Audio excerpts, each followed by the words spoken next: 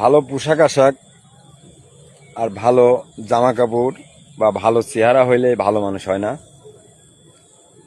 ভালো মানুষের গুণ থাকে। মানুষকে কখনোই চেহারা দেখে, জামা কাপড় দেখে ভালো ভাববেন না। যার মন সুন্দর, যার দেল সুন্দর, যার কথা সুন্দর, যার ব্যবহার আচার সুন্দর, সেই সুন্দর। তাতে দেখতে সে কালো হোক, ছিঁড়া গেঞ্জি পরে থাক, ছিঁড়া জামা পরে থাক, প্রত্যেকটা মানুষেরই ভিতরের কিছু মানুষত্বা বোধ থাকে। তা যত চেহারাবান মেয়ে হোক না কেন বা ছেলে হোক না কেন, তার ভিতরটা দেখতে হবে আগে।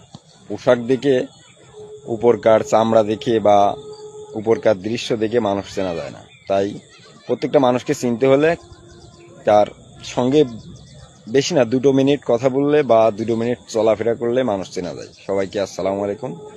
ভিডিওটা ভালো লাগলে অবশ্যই লাইক, শেয়ার, কমেন্ট করবেন।